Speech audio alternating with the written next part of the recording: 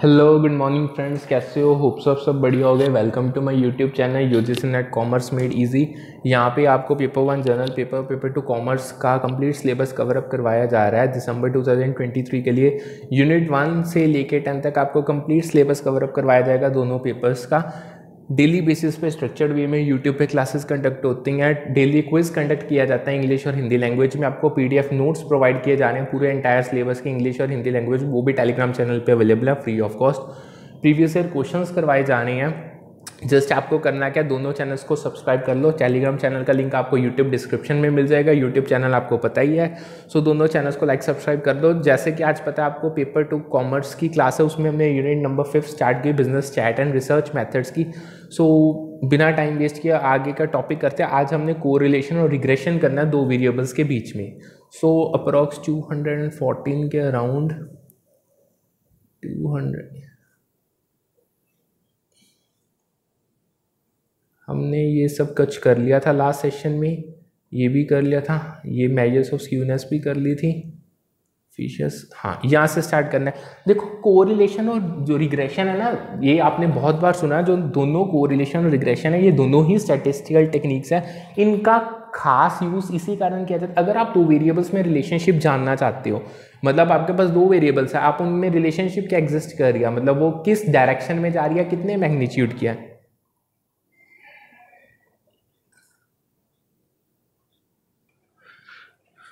मतलब simple way में अगर मैं आपको बताऊं, जब आपने स्टैटिस्टिकल टेक्निक्स को यूज़ करके रिलेशनशिप फाइंड करनी दो वेरिएबल्स के बीच में, वो किस डायरेक्शन में कितने मैग्नीट्यूड के है, तो कोरिलेशन रिग्रेशन टेक्निक्स यूज़ की जाती हैं। ठीक है। सो जो ये आपका कोरिलेशन होता है, ये आपको स्ट्रेंथ और डायरेक्शन बताता है जो एसोसिएशन है दो वेरिएबल्स के बीच में। मतलब जो लीनियर एसोसिएशन वो किस तरीके से रिलेटेड है, उसकी कितनी स्ट्रेंथ है, किस डायरेक्शन में, वो आपको बताएगा। और जो रिग्रेशन है, ये आपको रिलेशनशिप एग्जामिन करेगा। इसमें क्या कहते हैं, इसमें ना एस्टिमेट किया जाता है कि इक्वेशन ऑफ लाइन को जो वो डाटा पॉइंट्स पे फिट बैठती है। मतलब आपके पास डाटा पॉइंट्स होंगे, आप एक इक्वेशन लाइन को एस्टिमेट कर लोगे और आप ये चेक करोगे कि वो लाइन जो है वो कौन से डाटा पॉइंट्स पे फिट बैठ रही है। अब इनको डिटेल में करते हैं। सबसे पहले आता है कोरिलेशन।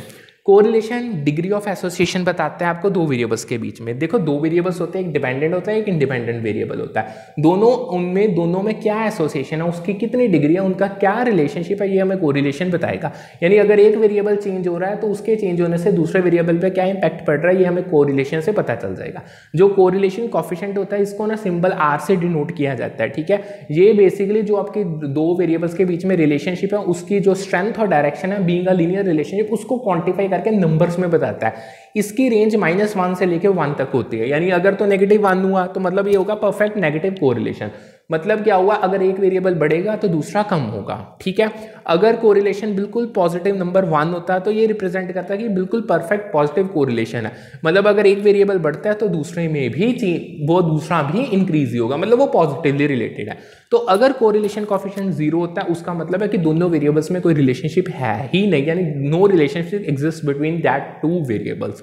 इसको पियर्सन्स कोरिलेशन कोएफिशिएंट के नाम से भी जानते हैं। जो आपका करेक्ट फॉर्मूला है पियर्सन्स कोरिलेशन कोएफिशिएंट को फाइंड करने का, वो आपकी स्क्रीन पे है।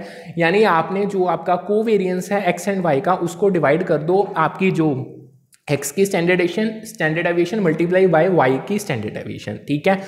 3 तरीके का होता है, पॉजिटिव, नेगेटिव, जीरो। दोनों मैंने आपको बता दिए। यानी पॉजिटिव में दोनों वेरिएबल सेम डायरेक्शंस में चलते हैं, नेगेटिव में उल्टा, अगर एक बढ़ेगा दूसरा कम होगा, अगर एक कम होगा तो दूसरा बढ़ेगा। और जीरो कोरिलेशन में उन दोनों में कोई रिलेशनशिप होते ही नहीं।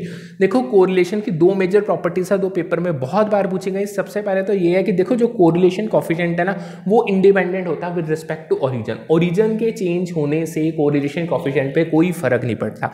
सेम वे में अगर जो आपका स्केल चेंज होता है तो उसके चेंज होने से भी कोरिलेशन कोएफिशिएंट पे कोई फर्क नहीं पड़ता, क्योंकि जो आपका कोरिलेशन कोएफिशिएंट है वो इंडिपेंडेंट है दोनों ओरिजिन से भी और स्केल से भी। ठीक है।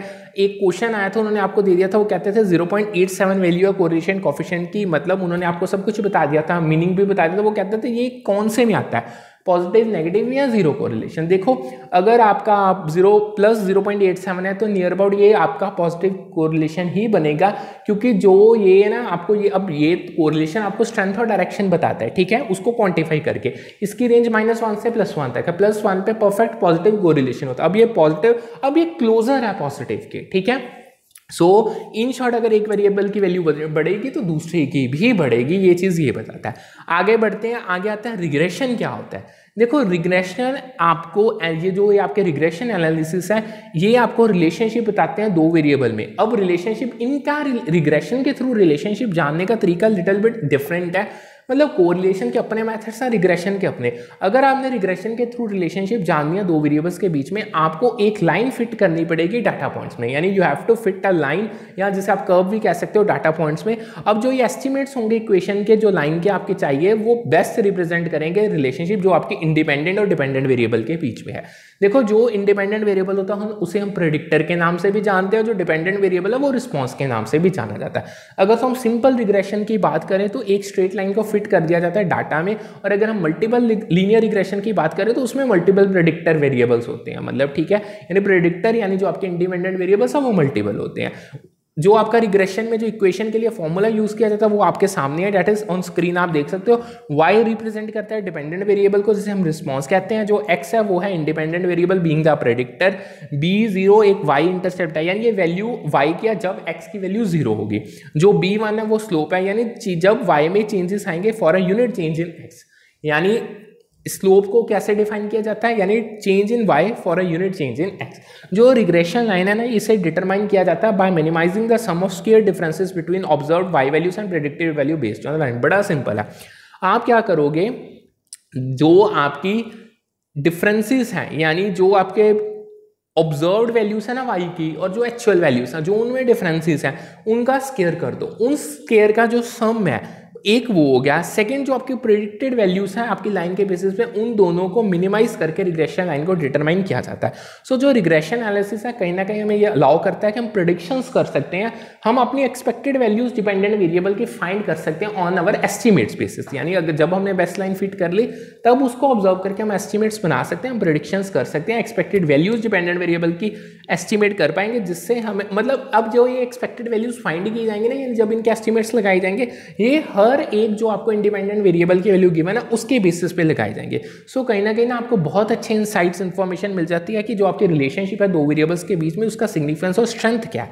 इवन आपको स्टैटिस्टिकल सिग्निफिकेंस कोएफिशिएंट्स का भी पता चल जाता है। ठीक है, सो इन शॉर्ट ये दोनों जो कोरिलेशन और रिग्रेशन है बहुत पावरफुल टूल्स हैं, जिनको आप अगर अच्छे से समझ लेते हो और यूज कर सकते हो इनको आप रिलेशनशिप जो दो वेरिएबल्स के बीच में उनको एनालाइज करने के लिए।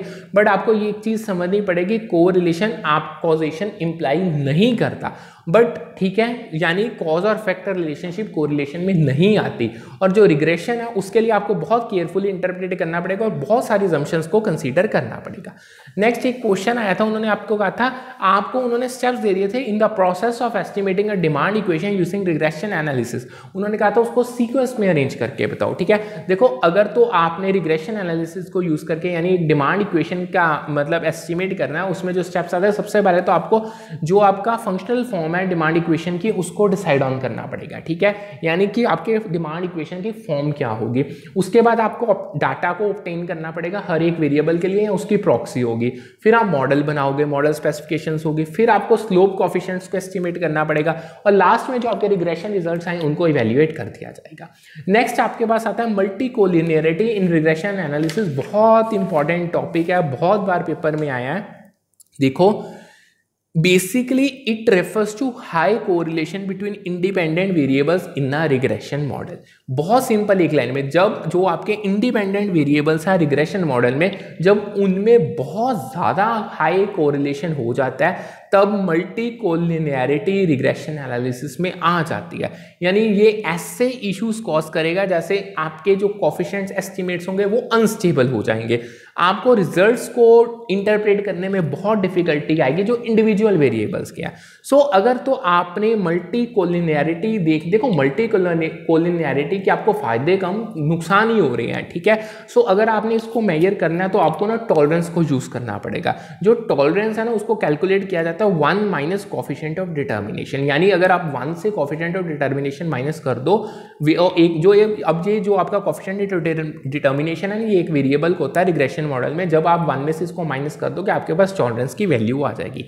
टॉलरेंस की भी लिमिट 0 से 1 तक होती है। अगर तो ये क्लोज टू 1 हो तो इसका मतलब होता है बहुत कम मल्टी कोलिनियरिटी है, तो अगर क्लोज टू 0 होगी तो उसका मतलब ये है कि बहुत हाई मल्टी कोलिनियरिटी है। सो जो ये लो टॉलरेंस वैल्यू होती है ना, जब यानी जब आपकी टॉलरेंस वैल्यू कम आती है तो ये सजेस्ट करती है कि जो वेरिएबल्स है ना, इंडिपेंडेंट वेरिएबल्स है, वो बहुत ज़्यादा हाईली कोरिलेटेड है विद अदर इंडिपेंडेंट वेरिएबल जो मॉडल के बीच में है। सो इसका सीधा सीधा ये है कि भाई आपके रिग्रेशन मॉडल में मल्टी कोलिनियरिटी प्रेजेंट है। सो अगर हाई टॉलरेंस वैल्यू होगी तो ये इंडिकेट करेगी जो वेरिएबल है वो इतने ज़्यादा कोरिलेटेड है, खास करके इंडिपेंडेंट वेरिएबल्स आपस में इतने कोरिलेटेड नहीं है। सो इससे इसकी सजेशन क्या होगी, तो जो यानी मल्टी कोलिनियरिटी है वो बहुत कम लेवल पे है। सो जो रिग्रेशन कोफिशिएंट्स है ना, जैसे देखो कोरिलेशन कोफिशिएंट ओरिजिन और स्केल दोनों के इंडिपेंडेंट है ना, जो रिग्रेशन कोफिशिएंट्स होते हैं वो इंडिपेंडेंट है अकेले ओरिजिन के, बट स्केल के इंडिपेंडेंट नहीं है, यानी अगर स्केल चेंज होगा तो रिग्रेशन कोफिशिएंट्स भी चेंज होंगे। सो यानी अगर आप ओरिजिन चेंज करते हो, यानी shifting the variables bye constant, यानी अगर आपने एक भी वेरिएबल को किसी भी कांस्टेंट के साथ शिफ्ट कर दिया तो उसका रिग्रेशन कोफिशिएंट पे कोई फर्क नहीं पड़ता। बट अगर आपने स्केल चेंज कर दिया, मतलब अगर आप मल्टीप्लाई करते हो या डिवाइड करते हो वेरिएबल को कांस्टेंट के साथ, तब आपका जो स्लोप का कोफिशिएंट है वो चेंज हो जाएगा। ठीक है, सो रिग्रेशन कोफिशिएंट्स कोई भी वैल्यू अज्यूम कर सकते हैं, बस आपको अलजेब्रिक साइन को इग्नोर करना है, और ये कोई भी रिस्ट्रिक्शन या ये 1 के ग्रेटर भी हो सकता है। जैसे कोरिलेशन कोफिशिएंट -1 to 1 तक रेंज है ना, ये 1 से ऊपर भी हो सकता है। सो जो वैल्यू और रिग्रेशन कोफिशिएंट की वो कहीं ना कहीं डिपेंड करती है जो आपका पास स्पेसिफिक डाटा है और आपके वेरिएबल्स के बीच रिलेशनशिप किस तरीके की एग्जिस्ट कर रही है। नेक्स्ट इंपॉर्टेंट टॉपिक आता है एडजस्टेड आर स्क्वायर। देखो जो एडजस्टेड आर स्क्वायर्ड है ना, ये भी एक स्टैटिस्टिकल मेजर है जिसको यूज़ किया जाता है, यानी ये भी बहुत ज़्यादा यूजफुल है जब हमने दो रिग्रेशन इक्वेशंस को कंपेयर करना है डिफरेंट सैंपल साइजेस पे जो बनी हुई है।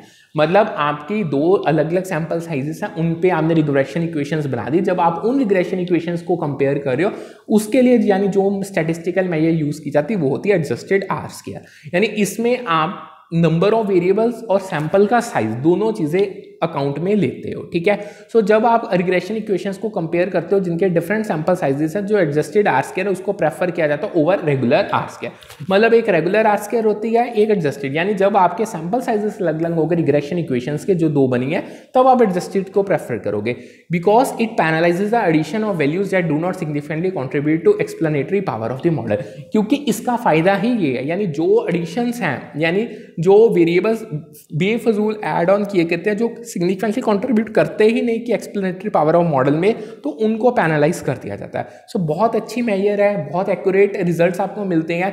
आपको you can how well the regression equation fits the data, ये एक्यूरेटली आपको बताएगी। ठीक है, क्योंकि इसमें दोनों चीज़ें कंसीडर की जाती है, सैंपल का साइज भी, नंबर ऑफ वेरिएबल्स भी। सो जो एडजस्टेड आर स्क्वायर, इसकी भी वैल्यू 0 और 1 के बीच होती है, जितनी हायर वैल्यू होगी वो इंडिकेट करेगी better fit of regression equation, यानी उतनी अच्छी आपकी रिग्रेशन इक्वेशन डाटा में फिट होगी। यानी जब आप एडजस्टेड आर स्क्वायर दो रिग्रेशन इक्वेशन के कंपेयर करते हो जो डिफरेंट सैंपल साइजेस को देख के बने हैं, तो आपको ये पता चल जाता है कि भाई कौन सी रिग्रेशन इक्वेशन यानी गुडनेस ऑफ फिट है, यानी कौन सी ज़्यादा अच्छे से फिट हो रही है जब सैंपल साइजेस इक्वल नहीं होते। सो जो वैल्यू ऑफ आर स्क्वायर अगर मानना है तो उसका ये सिंपल मतलब होगा कि रिग्रेशन सुपीरियर्स है, यानी अगर आर स्क्वायर वन होगा वो इंडिकेट करता है perfect fit between independent and dependent variable, जो सस्पिशन अराइज कर सकता है, क्योंकि ये ना चीज़ बहुत सिंपलिसिस्ट, ओवर सिंपलिसिस्ट बन जाएगी या अनरियलिस्टिक चीज़ बन जाएगी। सो रिग्रेशन रिजल्ट्स मीनिंगफुल नहीं रहेंगे, मॉडल उड़ जाएगा, उसकी धज्जियाँ उड़ जाएंगी। सो जो कोफिशिएंट ऑफ डिटर्मिनेशन है ये इंडिपेंडेंट है, सेम वे में जैसे आपके correlation coefficient, regression coefficient, same तरीके से जो कोफिशिएंट और डिटर्मिनेशन ये भी इंडिपेंडेंट चेंज ऑफ ओरिजिन और स्केल है, यानी इन दोनों को अगर आप चेंज करते हो तो जो आपका कोफिशिएंट और डिटर्मिनेशन आर स्क्वायर है उस पर कोई इफेक्ट नहीं पड़ता। सो बेसिकली जो आर स्क्वायर है ये मेजर करके बताता है proportion of variance in dependent variable that is explained by the independent variable, यानी जितना आपका डिपेंडेंट वेरिएबल्स में वेरिएंस आ रहा है उसकी क्या प्रोपोर्शन है इन रिलेशन टू जो यानी एक्सप्लेनेशन आपको इंडिपेंडेंट वेरिएबल ने प्रोवाइड किया। और ये इसके जो रिजल्ट्स हैं वो अगर आप ओरिजिन को या स्केल को डाटा के चेंज तो उस पर कोई इंपैक्ट नहीं पड़ता। ठीक है, नेक्स्ट एक पेपर में चीज आई थी वो देखो, in simple linear regression there are several assumptions that need to be satisfied for valid inference and interpretation of the model. बहुत सिंपल है, देखो जब आप रिग्रेशन एनालिसिस करोगे चाहे आप कौन सा मर्जी स्टैटिस्टिकल एनालिसिस कर लो, कुछ तो असम्पशंस आपको लेनी पड़ेगी। सेम वे में अगर सिंपल लीनियर रिग्रेशन किया जा रहा है तो बहुत असम्पशंस आती हैं, उन्होंने आपको पेपर में ऑप्शंस दे दी थे, वो कहते हैं चूज करके बताओ कौन सी असम्पशंस फिट बैठती हैं सिंपल लीनियर रिग्रेशन में। तो सबसे पहले आता है जो set of expected values of dependent variable y for given values of independent variable x are normally distributed, यानी जितनी भी आपकी एक्सपेक्टेड वैल्यूज हैं डिपेंडेंट वेरिएबल की, ठीक है, अब वो वैल्यू सारी वो किस में होंगे, इन रिस्पॉन्स टू जो भी आपके इंडिपेंडेंट वेरिएबल की वैल्यूज हैं वो नॉर्मली डिस्ट्रीब्यूटेड होते हैं, ठीक है। ये एजम्पशन सिंपल इतना ही कहती है कि जो आपकी कंडीशनल डिस्ट्रीब्यूशन है ना डिपेंडेंट वेरिएबल की, अगर आपके पास इंडिपेंडेंट वेरिएबल एक्स की वैल्यूज स्पेसिफिक वैल्यूज गिवन है वो नॉर्मल डिस्ट्रीब्यूशन में, यानी वो नॉर्मली डिस्ट्रीब्यूट होती है। यहाँ ये एजम्पशन कहीं ना कहीं आपको एप्रोप्रिएट स्टैटिस्टिकल इन्फेरेंस बनाने में हेल्प करती है और हाइपोथेसिस टेस्टिंग भी अच्छे से की जा सकती है। सेकेंड मेजर एजम्पशन है standard deviation and variance of expected values of dependent variable about regression line are constant for all values of independent variable x for this set observation in a sample। यानी जो आपकी expected values का set है, यानी जो आपके dependent variable के expected values हैं, जो उसकी स्टैंडर्ड डेविएशन और वेरिएंस है हर एक पॉइंट पे कांस्टेंट है इंडिपेंडेंट वेरिएबल की वैल्यूज को लेके, ठीक है। सो ये अजम्पशन को ना हम होमोसिडेसिटी के नाम से भी जानते हैं, जो इसका मोस्ट प्रेफर्ड नेम है जो पेपर में पूछा जाता है। बेसिकली ये हमें स्प्रेड या वेरिएबिलिटी बताती है, मतलब डाटा कितना स्प्रेड है, यानी कि खासकर जो डिपेंडेंट वेरिएबल की वैल्यूज हैं रिग्रेशन लाइन में, मतलब उसमें यानी जो विच मीन्स दैट स्प्रेड और वेरिएबिलिटी ऑफ डिपेंडेंट वेरिएबल, यानी वो कितनी ज़्यादा स्प्रेड है, कितनी ज़्यादा वेरिएट कर रही है अराउंड अ रिग्रेशन लाइन, क्योंकि रिग्रेशन लाइन कांस्टेंट रह रही है हर एक वैल्यू जो आपके इंडिपेंडेंट वेरिएबल की प्रेजेंट है। सो जो होमोसिडेसिटी है ये बहुत इंपॉर्टेंट या क्योंकि ये आपको बहुत अच्छा एक्यूरेट एस्टिमेट प्रोवाइड करते हैं रिग्रेशन कोफिशिएंट्स का, और आप इसको मद्देनजर रख के बहुत अच्छे रिलायबल प्रेडिक्शंस बना सकते हो। लास्ट मेजर एजम्पशन आती है हमारे पास, the dependent variable y is a continuous random variable. देखो जो ये एजम्पशन है ये कहती है कि जो डिपेंडेंट वेरिएबल y है ना वो एक कंटिन्यूस न्यूमेरिकल वैल्यूज टेक करता है, मतलब उसमें जितनी भी वैल्यूज आएंगे ना वो कंटिन्यूस न्यूमेरिकल वैल्यूज होंगी।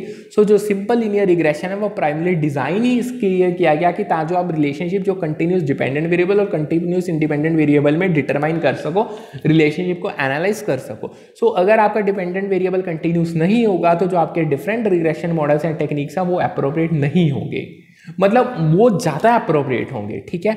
सो आगे एक ना क्वेश्चन आया था, उसमें देखो उन्होंने आपको कहा था for a given set of pair data the correlation and regression coefficients have been calculated as being equal to r, bxy, byx respectively. Now each of the value of x series is divided by 5। बहुत simple है, उन्होंने कहा था आपको एक data दिया हुआ है, उसका उन्होंने आपका कोरिलेशन कोफिशिएंट रिग्रेशन कोफिशिएंट भी दोनों फाइंड किए हुए हैं। अगर आप वो जो आपके पास डाटा है x जो उसकी सीरीज को अगर आप 5 के साथ डिवाइड कर दे तो क्या इम्पैक्ट उसका पड़ेगा। देखो सबसे पहले तो जो कोरिलेशन कोफिशिएंट है उस पर कोई भी इम्पैक्ट नहीं पड़ेगा, ये मैंने आपको स्टार्टिंग में बताया था, क्योंकि वो इंडिपेंडेंट है ओरिजिन और स्केल के, सो वो एज इट इज वहीं का वहीं रहेगा।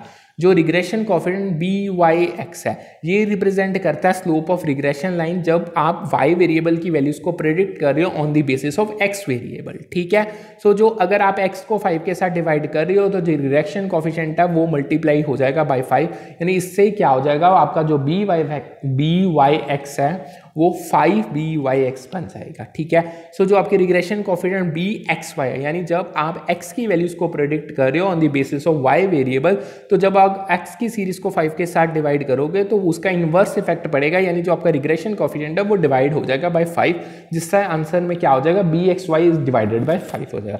सो इन शॉर्ट अकेला ऐसा कोरिलेशन कोफिशिएंट है, यानी वो ही इंडिपेंडेंट है ओरिजिन और स्केल के, और जो रिग्रेशन है वो अकेला ओरिजिन के इंडिपेंडेंट है ना कि स्केल के। स्केल में यानी अगर मल्टीप्लाई और डिवाइड करते हो तो उसका इंपैक्ट आपके सीरीज पे पड़ेगा, ठीक है। समझ गए? कोई डाउट हो तो आप पूछ सकते हो। आगे बढ़ते हैं, आगे आती है प्रोबेबिलिटी के अप्रोचेस, ठीक है। देखो ये जो ना ये तो आप पढ़ लेना, ये मैंने आपको सीधा सीधा बता दिया है, ये भी आपको मैंने बता दिया। एक जो उन्होंने लास्ट का दो देखो जो रिग्रेशन एनालिसिस है ना, इसमें जो रिग्रेशन कोफिशिएंट है वो रिप्रेजेंट करता है चेंज जो डिपेंडेंट वेरिएबल में आ रहा है और जो एसोसिएटेड है with 1 unit change in independent variable. यानी अगर 1 यूनिट इंडिपेंडेंट वेरिएबल की चेंज होती है तो उस 1 यूनिट चेंज से डिपेंडेंट वेरिएबल में क्या चेंज आ रहा है वो आपको regression coefficient and regression analysis बताता है, ठीक है। सो इसमें आप जो दूसरे अलग वेरिएबल्स हैं उसको कांस्टेंट मानते हो। सो जो आपका रिग्रेशन कोफिशिएंट है वो आपको रिलेशनशिप एक्स और वाई में बताता है, यानी इन शॉर्ट ये इंडिकेट करता है कि रिग्रेशन लाइन की स्लोप क्या है, ठीक है। आगे बढ़ते हैं, आगे नेक्स्ट हमारा टॉपिक आता है प्रोबेबिलिटी और उसकी अप्रोचेस और बेस थ्योरम। देखो जो प्रोबेबिलिटी है ना वो एक मैथमेटिक्स की ही ब्रांच है जो डील करती है विद चांसेस या लाइक्लीहुड कि ये मतलब कितने चांसेस है, कितना लाइकली एक इवेंट अक्कर होगा, ये हमें प्रोबेबिलिटी बताती है। प्रोबेबिलिटी की बेसिकली दो मेन अप्रोचेस होती हैं, क्लासिकल होती है और थ्योरेटिकल होती है। जो क्लासिकल है उसे हम मतलब एक क्लासिकल होती है कि इंपेरिकल होती है। क्लासिकल का दूसरा नाम थ्योरेटिकल है और इंपेरिकल का दूसरा नाम एक्सपेरिमेंटल है, ठीक है। यानी आप ऐसे याद करो ई इकट्ठे हैं, क्लासिकल और थ्योरेटिकल इकट्ठे हैं। ये ना मैचिंग में कई बार चीजें पूछ ली जाती हैं। नेक्स्ट हमारी आती है, अब डिटेल में करते हैं क्लासिकल प्रोबेबिलिटी क्या है। देखो जो क्लासिकल अप्रोच है ना प्रोबेबिलिटी की, ये एक ही असम्पशन पे बेस है कि हर एक चीज को इक्वल चांस मिलेगा अकरेंस का, यानी इक्वली लाइक आउटकम्स होंगी। सो ये वहाँ ये जो आपकी क्लासिकल प्रोबेबिलिटी जिसे हम थ्योरेटिकल प्रोबेबिलिटी भी कहते हैं, ये वहाँ पे अप्लाई की जाती है, उन सिचुएशंस में अप्लाई की जाती है यहाँ पे जो आपके इवेंट की सारी जो पॉसिबल आउटकम्स है ना वो आपको ऑलरेडी पता है और हर एक आउटकम का इक्वल चांस है कि वो अक्कर होगी ही होगी। यानी इसमें जो आपको प्रोबेबिलिटी एक इवेंट की जब आप फाइंड करते हो उसको बहुत सिंपल उसकी कैलकुलेशन है, जितनी आपकी फेवरेबल आउटकम्स है वो आपको एडवांस में पहले ही पता, आप उनको डिवाइड कर देते हो by total number of possible outcome जो हो सकते हैं, ठीक है। अगर एग्जांपल के तौर में बताऊं तो अगर आप एक डाई को यानी 6 साइड डाइस है, अगर उसमें आप थ्रो करते हो तो अगर आपने प्रोबेबिलिटी फाइंड करनी कि 3 कितनी बार अक्कर हो सकता है, सो आपको पता है 6 नंबर्स होते हैं, 6 में से 3 कितनी बार अक्कर हो सकता है, सो आप उसकी प्रोबेबिलिटी बहुत अच्छे से फाइंड कर सकते हो। सो जो ये क्लासिकल प्रोबेबिलिटी ने इसको थ्योरेटिकल कैलकुलेशंस में ही यूज किया जाता है या ये उन सिचुएशंस में एप्लीकेबल है जहां पे जो आपकी आउटकम्स आने वाले हैं ना इवेंट के होने से वो बहुत वेल डिफाइंड है, इक्वली लाइकली है, ठीक है। सेकंड हमारे पास आती है इंपेरिकल प्रोबेबिलिटी। देखो जो इंपेरिकल अप्रोच है प्रोबेबिलिटी की, ये ऑब्जर्व डाटा या एक्सपेरिमेंटेशन के बेसिस है, यानी इसके बेसिस सिंपल ही है, या तो आप एक्सपेरिमेंट करो या तो आप ऑब्जर्वेशन लाओ, ठीक है। इसमें आपको डाटा को कलेक्ट करना पड़ता है, एनालाइज करना पड़ता है, तभी आप प्रोबेबिलिटी एक किसी इवेंट की एस्टिमेट कर सकते हो।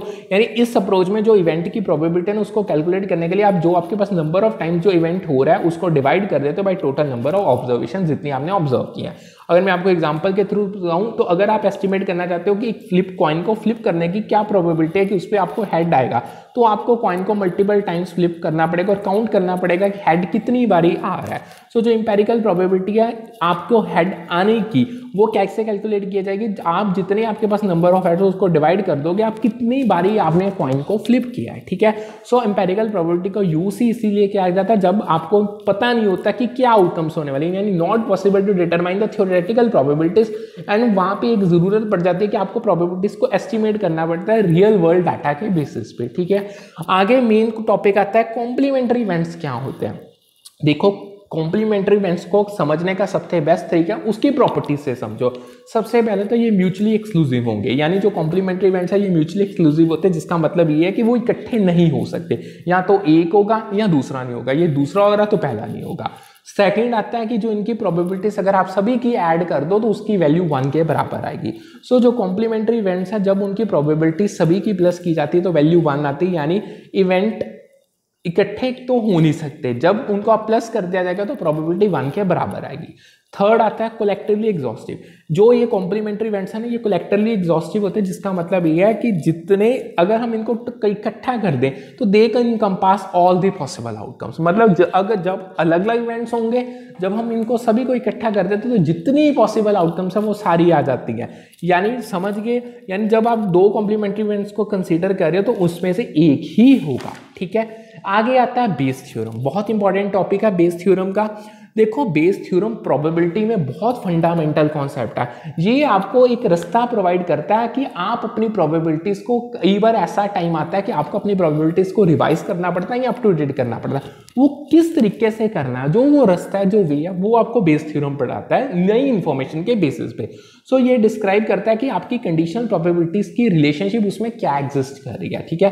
फॉर्मूला आपके पास स्क्रीन में सामने आ रहा है, आप देख सकते हो। यानी यहाँ पे जो P/B है वो आपको कंडीशनल प्रोबेबिलिटी रिप्रेजेंट करता है और इवेंट ए की गिवन इवेंट बी, यानी जो राइट हैंड साइड दिया होता है ना वो आपका गिवन इवेंट होता है, ठीक है। जो लेफ्ट हैंड साइड है लाइन के ऊपर है वो आपकी कंडीशनल प्रोबेबिलिटी है इवेंट की, ठीक है। सो जो PB है रिप्रेजेंट करता है, अब ये कंडीशनल प्रोबेबिलिटी इवेंट बी की है अगर आपके पास ए गिवन है, ठीक है। और जो PA एंड B है वो आपके इंडिविजुअल प्रोबेबिलिटीज है दोनों इवेंट ए और बी की अलग अलग, ठीक है। सो जो बेस थ्योरम है ना बहुत वैल्यूएबल है उन सिचुएशन में जहां पे आपको प्रायर नॉलेज या beliefs represent where we have, मतलब आपके पास पहले से कुछ नॉलेज इवेंट के रिगार्डिंग है, आपकी बिलीफ्स बनी हुई है। अब ये रिप्रेजेंट किसके थ्रू होती है, प्रोबेबिलिटी ऑफ ए, एंड आप अपडेट करना चाहते हो उन प्रोबेबिलिटीज को क्योंकि आपके पास अब नए एविडेंसेस आ गए या आपको नई ऑब्जर्वेशंस मिल गई हैं, ठीक है। सो जो बेस थ्योरम की एप्लीकेशन अलग अलग फील्ड्स में की जाती हैं, स्टैट में इसको यूज किया जाता है, मशीन लर्निंग में आप यूज करते हो, मेडिकल डायग्नोसिस में यूज किया जाता है, इवन डिसीजन मेकिंग जहां पे आपने करनी है, जहां पे आपको अनसर्टेनिटी लग रही है, मतलब आपको चीजें पूरी क्लियर नहीं है, वहां पे भी बेस थ्योरम को यूज किया जाता है। आपको ये बहुत अच्छा एक फ्रेमवर्क प्रोवाइड कर देता है कि आप नई इंफॉर्मेशन को इंकॉर्पोरेट कर सकते हो और अपनी प्रोबेबिलिटीज में, अब ये आप जो नई इंफॉर्मेशन अपने इंकॉर्पोरेट कहां पे करना है, ये वहां पे करना है जहां पे आपने ऑलरेडी अपनी प्रोबेबिलिटीज एस्टिमेट की हुई है, और आप उनमें रिवाइजन लाके, उनमें चेंजेस लाके और नए इन्फॉर्म डिसीजंस ले सकते हो, ठीक है। आगे कुछ चीजें हैं उनको समझो। देखो जो बेस थ्योरम है that relates to probability of hypothesis given evidence E, बिल्कुल सिंपल है। जो बेस थ्योरम है उसका सीधा सीधा नाता है प्रोबेबिलिटी ऑफ हाइपोथेसिस पे, अगर आपके पास एविडेंस ई है, इसे एक्सप्रेस किया जाता है, वो फॉर्मूला आपके सामने है। यानी नेक्स्ट क्या है, जो कंडीशनल प्रोबेबिलिटी, ये प्रोबेबिलिटी एक इवेंट की होती है गिवन अनदर इवेंट। यानी देखो कंडीशनल प्रोबेबिलिटी मतलब अगर वो इवेंट हो गया, उसके होने से आपके इस इवेंट की ये प्रोबेबिलिटी बनती है, ये होती है कंडीशनल प्रोबेबिलिटी। अब जो ये थ्योरम ऑफ कॉम्प्लीमेंट्री इवेंट्स है वो ये स्टेट करता है कि जो प्रोबेबिलिटी इवेंट की है एंड जो प्रोबेबिलिटी इवेंट नहीं होगा ई बार, वो मानना है। यानी एक इवेंट होगा और साथ अगर हम उसमें उसकी प्रोबेबिलिटी, मतलब एक इवेंट के होने की प्रोबेबिलिटी प्लस अगर हम सेम इवेंट के ना होने की प्रोबेबिलिटी को ऐड कर देना, जो सम निकलेगा वो मानना आएगा, ठीक है। जो अब ये दो अलग अलग थ्योरम है, इसका बेस थ्योरम के साथ कोई लेना देना नहीं, ये तो इंपॉर्टेंट पॉइंट्स हैं। अब जो थ्योरम ऑफ एडिशन होता है, यानी जब आप जितने भी इंडिपेंडेंट इवेंट्स को प्लस करते जाते हो, जो आपकी प्रोबेबिलिटीज है उन सब को, यानी अगर आप इंटरसेक्शन फाइंड करना चाहते हो, थ्योरम ऑफ एडिशन सिंपल ये कहता है जो प्रोबेबिलिटी ऑफ यूनियन दो इवेंट्स की है वो इंडिपेंडेंट इवेंट्स के बराबर है। मतलब अगर आप पी इंटरसेक्शन इवेंट 1 इंटरसेक्शन मतलब 2, उसको आप is that will be equal to probability of event 1 plus probability of event 2, ठीक है।